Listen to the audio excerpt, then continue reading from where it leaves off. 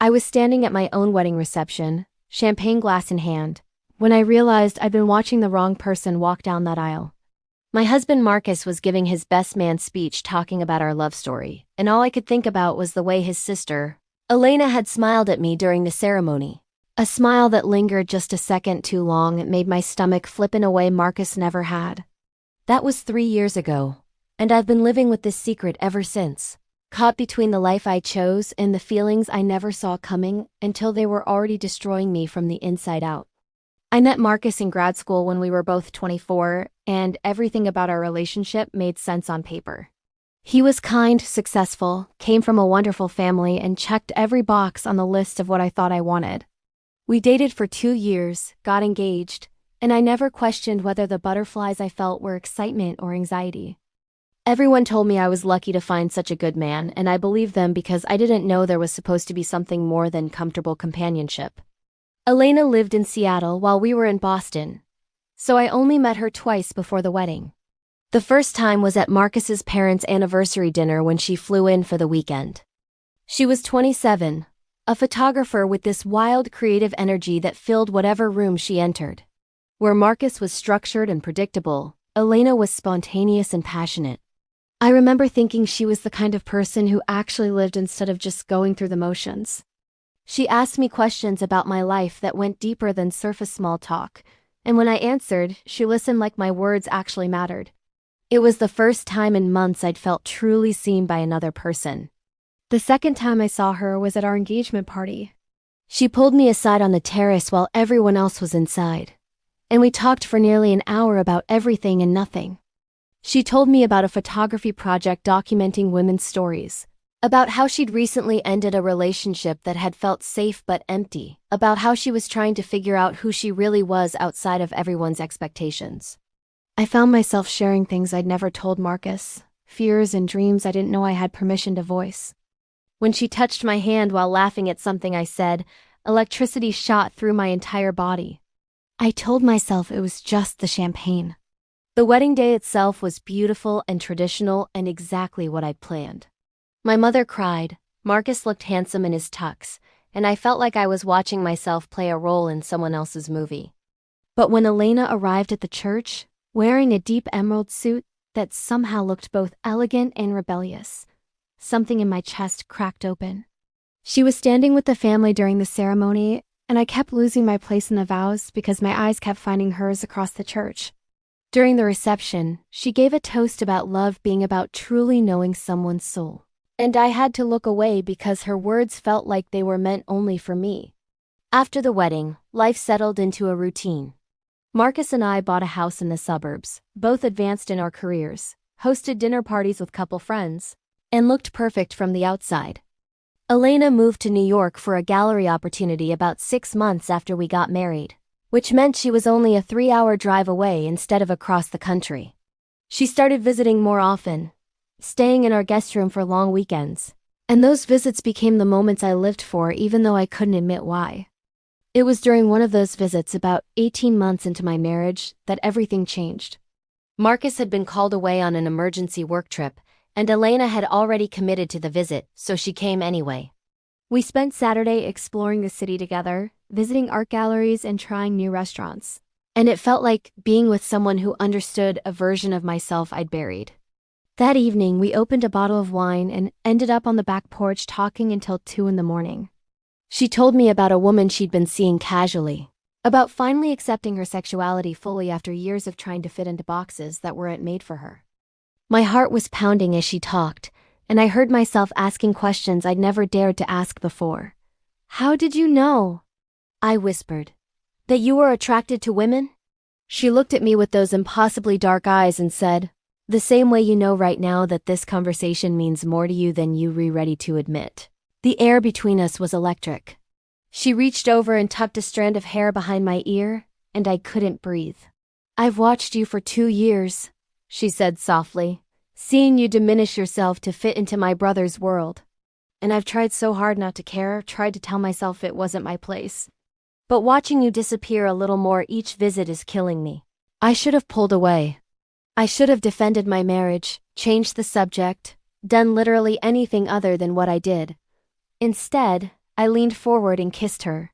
It was soft and terrifying and felt like finally coming home to a place I'd been searching for my entire life. When we broke apart, I was crying, and she was wiping my tears with her thumbs. "I'm married to your brother," I said, voice breaking. She nodded. "I know. And I'm not asking you to blow up your life. But I needed you to know that you're not alone in feeling this." We didn't sleep together that night. We just held each other on the couch until dawn, both of us afraid to take the final step that would make this betrayal complete. When Marcus came home the next evening, I felt like I was wearing my guilt like a visible scar. But he didn't notice anything different. He never did. The next year was torture.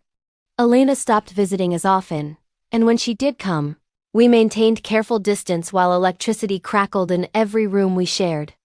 I threw myself into being the perfect wife, as if performing the role convincingly enough could make it real. I initiated date nights, decorated our home, talked about maybe starting a family soon. Marcus was happy with this version of me, this woman who fit neatly into the life we'd built. He had no idea she was slowly suffocating. I started therapy, initially telling my therapist I was dealing with general anxiety and dissatisfaction. It took months before I could say out loud what I'd been avoiding. "I think I might be attracted to women," I whispered during one session, and hearing the words made them real in a way that terrified me. Specifically, "I'm in love with my husband's sister." My therapist didn't judge, just asked gentle questions that helped me understand I'd been hiding from myself long before I ever met Elena. Last month, everything came to a head. Elena got offered a major exhibition opportunity in Paris, a year-long residency that would launch her career internationally. Before she accepted, she drove down to see me one afternoon when Marcus was at work. We sat in my kitchen drinking coffee, and she told me she was going to take it. "I need distance," she said. "From this situation, from these feelings, from watching you choose a life that's making you miserable." I started crying, and she held my hand across the table. "I love you," she said simply. "Not just as my brother's wife or as a friend. I'm in love with you, and I have been since that engagement party when you talked about wanting to write a novel someday, but being too scared to try. I fell in love with the real you, the one you barely let anyone see." "I love you too," I heard myself say, and it was the truest thing I'd ever spoken. "But I don't know how to untangle this mess without destroying everyone." She squeezed my hand. "I'm not asking you to choose right now. I'm just telling you the truth before I leave. What you do with it is your decision." She left for Paris 3 weeks ago. Marcus noticed I'd been quieter than usual, asked if everything was okay, and I told him I was just stressed about work. The lie came easily, which tells me everything I need to know about our marriage. I've spent these weeks thinking about who I really am versus who I've been pretending to be. About the difference between a love that's comfortable and a love that makes you feel alive. About whether staying in a marriage built on a version of myself that isn't real is kinder than admitting the truth and starting over. I don't have the answers yet.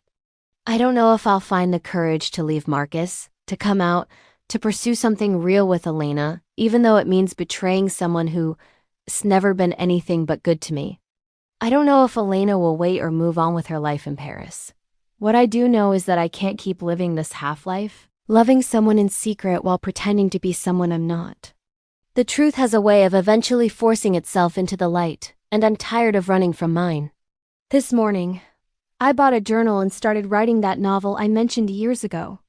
It's a love story about a woman who discovers herself later than she wished, who falls for someone impossible, who has to choose between the safe life she built and the authentic one that terrifies her. I don't know how it ends yet. I'm still living that part.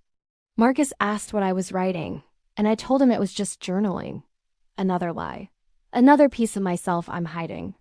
But maybe that's changing. Maybe admitting the truth, even just to myself on these pages, is the first step toward finally living it. If this story touched something in you, if you've ever loved someone you weren't supposed to, or hidden parts of yourself to fit into someone else's expectations, I need you to know you're not alone. Hit that subscribe button because this channel tells the stories that don't get told enough, the messy, complicated ones about people finding their truth even when it's hard. Leave a comment sharing your own experience or just letting me know this resonated. Sometimes the most powerful thing we can do is witness each other's journeys and say, I see you, your story matters. Your truth, however complicated, deserves to be honored.